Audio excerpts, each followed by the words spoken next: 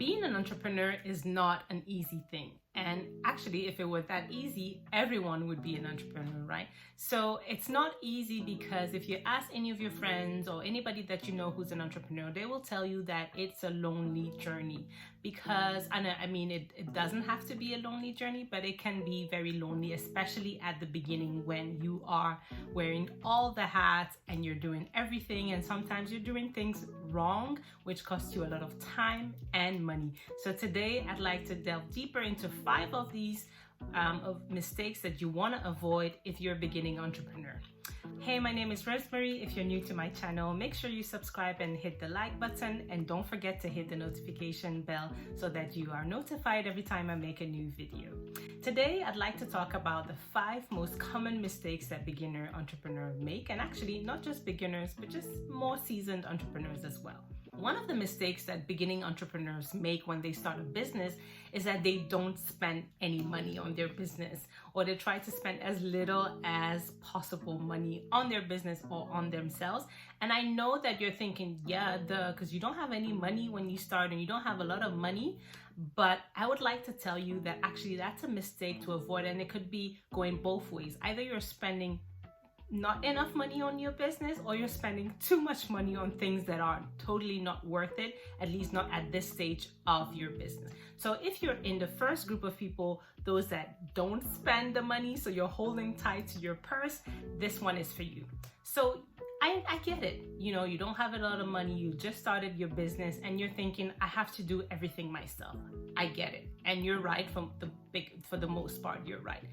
But you will need to outsource some things. So let's say you just started out your business. I wouldn't necessarily recommend you to get a social media manager, a VA, a production person or whatever, whether you supply services or products.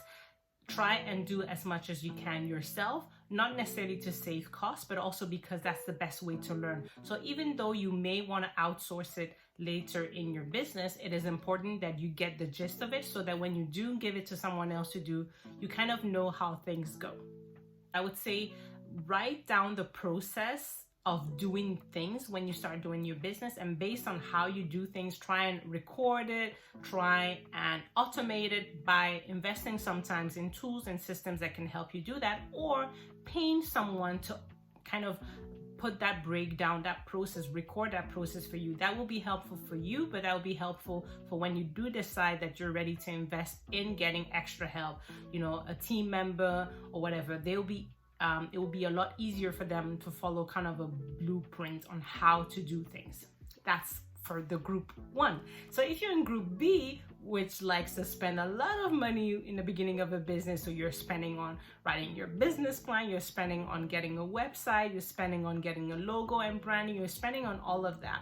And these things, as important as they may sound and seem, they may not be necessary in the beginning of your business, at least not necessary for you to pay for it in big amounts. So a website is great, but it's not the first thing you need to invest in when you're starting up a business.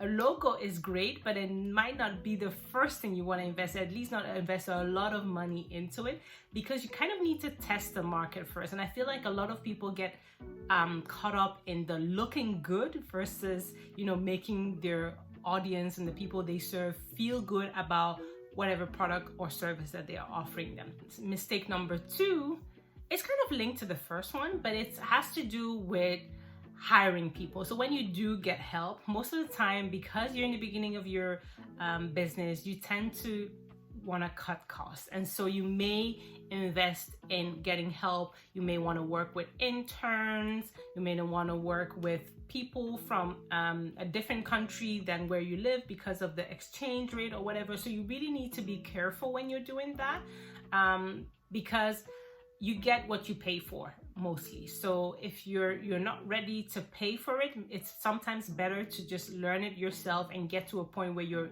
able and ready to pay for better quality, or to pay for a short project. So not pay someone who's going to be with you on a longer term, but pay someone to just get something done.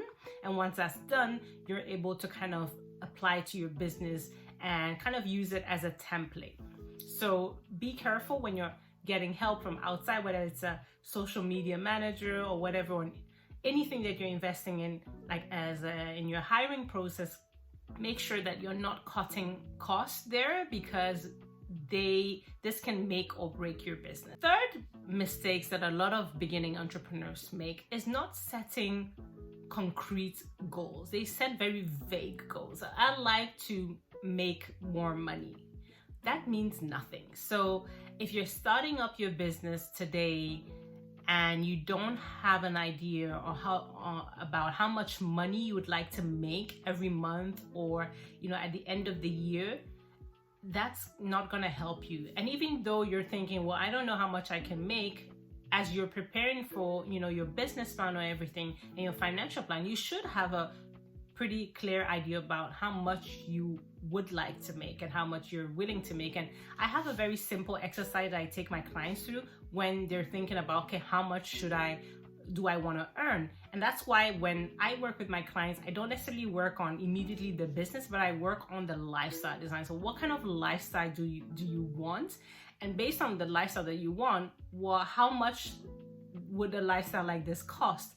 Living and experiences and so many things that come with it. So based on that, we'll be able to see that this is the type of lifestyle that you're going for. This is how much this lifestyle on average would cost.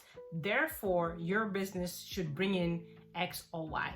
So that's how I kind of take my clients through that. But that's really not the beginning of the work that we do together. That's a later stage that we talk about their offering and the products that they create. But the lifestyle design and how they see themselves and what the things that they enjoy doing, that's where we start. And so it's important for you to have clear goals, as in, I want to, have this amount of money in my accounts by the end of the year, or I want to sell X number of products, or I want to be in X number of magazines or X number of shops. It has to be very concrete. Put a number to it. And for a lot of entrepreneurs, I know that it's difficult because you don't know, it's kind of the beginning, but by having a clear number to work towards, it will help you to be more focused. So put any number to it and try to work toward. Mistake number 4 that I see a lot of beginning entrepreneurs do is wanting to do it all by yourself. Let's say you want to make, a 5K every month.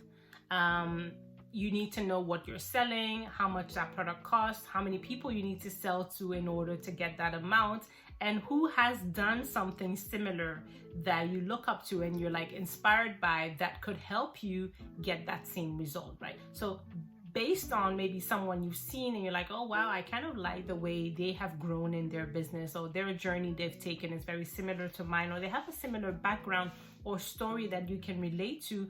Based on that, the lifestyle that inspires you, the product or service that they may offer might be similar to yours, or they may understand the steps that it takes to build a similar product or service. Based on that, you would want to get help, because most people think, I don't have money, so I have to do it all by myself. Spend hours watching YouTube videos, signing up for every free webinar, getting every freebie in their mailbox. Sometimes people do invest in courses, but they never complete them. And so it's very important that when you are planning to invest in yourself and in your business, to sit down and look at the things that you need in order to get you the result that you want. And that's why the previous step was very important. You need to know what the result is in order to know what you're working towards. So don't think you have to do it all by yourself. Get help, and help can come in different ways. A 5th mistake I see a lot of beginning entrepreneurs do, not focusing on your customers. So a lot of beginning entrepreneurs focus a lot on themselves. How do I look? What do I want to do? What kind of, the services that they feel like they want to do. It's all great, but you kind of want to focus on the people that you want to serve, right? And that's why in the exercise, or the way that I work with my clients, we work a lot on your why, so your vision and the story that you have, and the reason why you want to start that business in the first place, and what attracts you to that particular group of people that you want to serve. And so reminding yourself of that as you're working towards building your business, it's very important because you always keep that why and the people on top of mind. So for me, my why is I want to help women thrive. And if I'm going to be very specific, I want to help Black women thrive and women who look like me thrive, because I believe that helping a woman build a successful lifestyle will help her, but it will also help the whole community at large. And that's the way I want to create an impact, by helping other women, live their best life. And so it's very important for you when you're doing that, when you're starting a business, to know why you want to create whatever it is that you want to do. So that moment where you're in doubt about what you're doing, or you're finding yourself focusing too much on the details or on yourself, you kind of think back, why am I doing this again? Oh, so I can empower more women to live their best life. Okay. And then you can go back to yourself thinking, okay, what I'm stressing about right now, or what I'm being anxious about, what I don't want to share, what I am sharing, how is this helping X? How is this helping my community get the results that I promised them or that I want them to get? So I hope this makes sense to you. So just a quick recap here. So the first mistake is either spending too little money in their business or too much money on their business. So let's see in what group you are. The second biggest mistake I see a lot of beginning entrepreneurs make is making hiring decisions based on costs solely.